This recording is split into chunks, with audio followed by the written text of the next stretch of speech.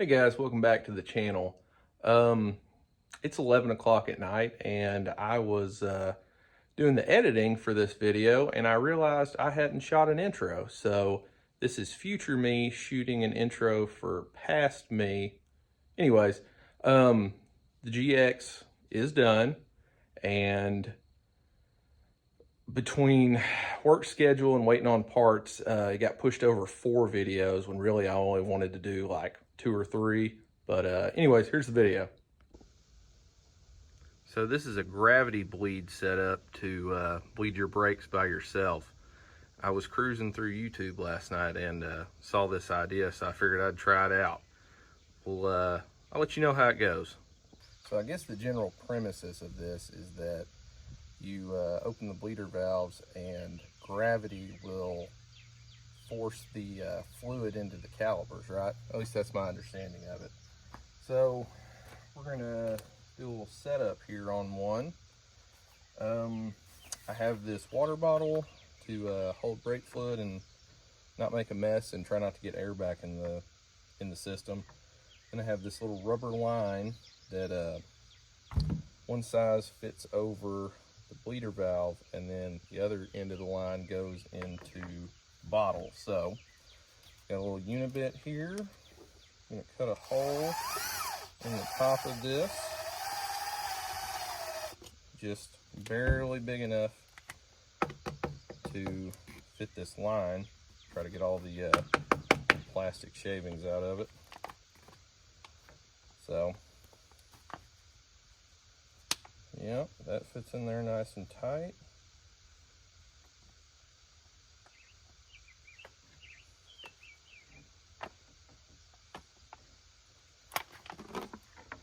And then I'm gonna get some .3, because that's what a GX calls for.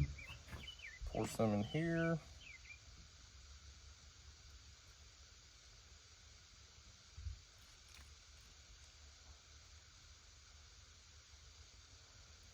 I guess just basically enough that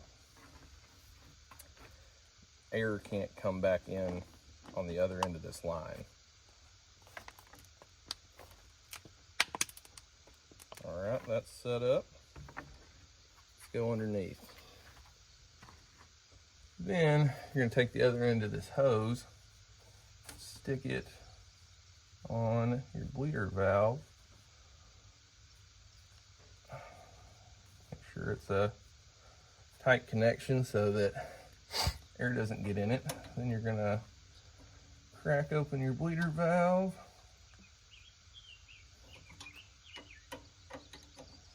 Lefty loosey, righty tighty, right? Okay.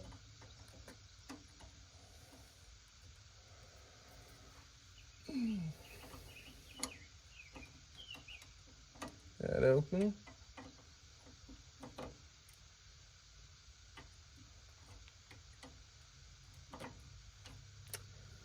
Then we're gonna wait a little while, see how that goes. Oh, look, we already have some air bubbles coming out of there, so I guess it's already doing its job. Oh, while I'm sitting here waiting for this to, I guess, work, I can already see that you can see dirty old brake fluid being pushed out of the system, right? At least on that side. This side, I haven't seen any air bubbles, no dirty fluid, no nothing, so not sure about this one. But while we're under here, little tips and tricks is when you're filling your diffs up, you want to always make sure you can crack the fill hole before you crack the drain hole, because, you know, what if you drain it out and then you can't get that open? Then what do? You just have a dry diff. I think the reason that other side wasn't working because it kind of appears this one's clogged up. So clogged up, the fluid can't get through. So we're gonna hit this with some brake cleaner. Maybe try to get this sucker unclogged.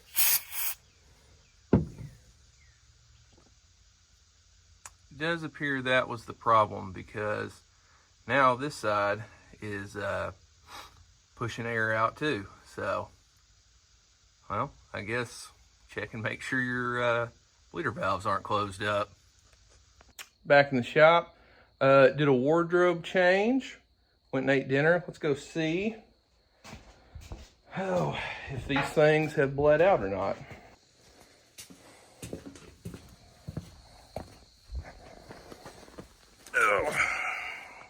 Yeah, I'd say that's got all the old fluid out for sure. I'm gonna go ahead and get these unattached and close those bleeder valves up and see if we have a little more pedal in it. Quick note, while you're doing this, you also want to make sure that you have fluid in the reservoir as well. All right, well, we're gonna do the same thing back here, or up here, that we did back there.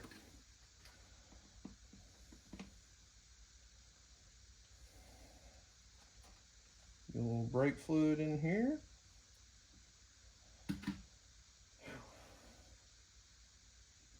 Put the cap and the line back in.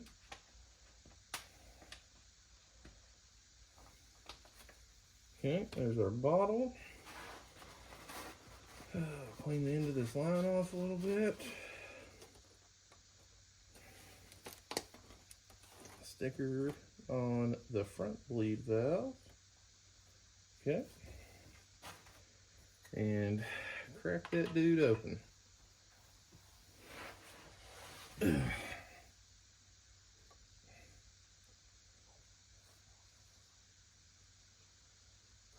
All right, I'm already seeing air bubbles too, so that's good. Let me go ahead and do the same on the other side. Got the bleeder valves up front closed up. Fluid's not nearly as dirty up here, but still flush some old fluid out. Seems to have worked fairly well. Got some resistance in the pedal, so won't really know until I go drive it. And since I don't have an e-brake anymore, it's gonna be fun. All right, everything is tightened up. All the fluids are topped off. First of all, I'm gonna see if this brake method worked. So I got some cinder blocks back here and that 8-inch to stop me if they don't work. But we're gonna give it a try.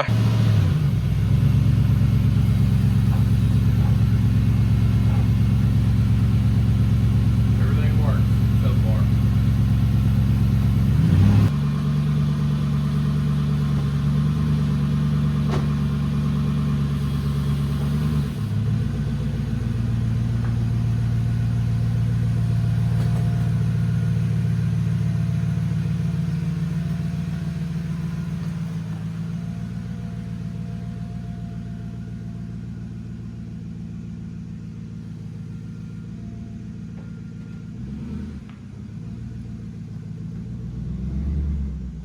Well, driving impressions so far.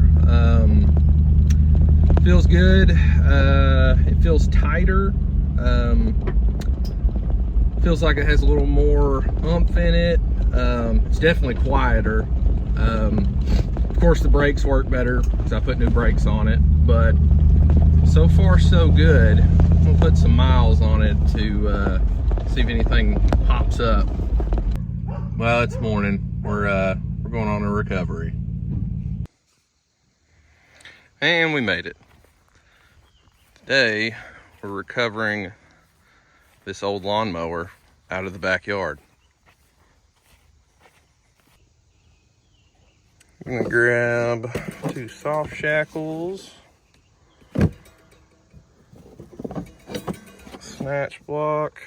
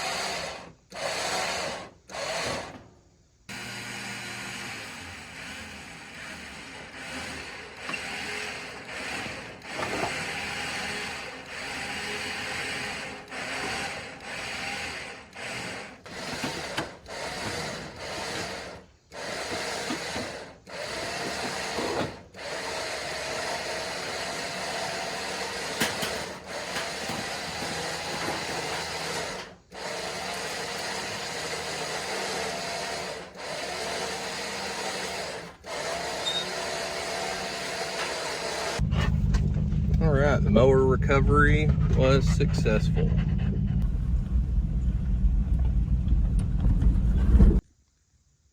All right, if you're still watching, let's recap what we've done. We've swapped my front and rear diff out that had 300,000 miles on it to a 2015's GX460 front and rear diffs that only had like 140,000 on them. So right there, we already have bearings and ring and pinion and everything that has, you know, half the mileage. Moving around back here, that's for another video. In the back, we have a stronger rear diff that hopefully won't grenade with the 35s. And we have a better gear ratio going to a 391 when we came from a 373, so a little more grunt in it. But yeah, we're gonna end it here. It's wrapped up. Drives fine. A little loose in the rear with no sway bars because the sway bar attachments are different. Everything drives fine. I'll go ahead and put the skids back on. But if you guys have any questions, just leave them in the comments. And thanks again for watching. Bye.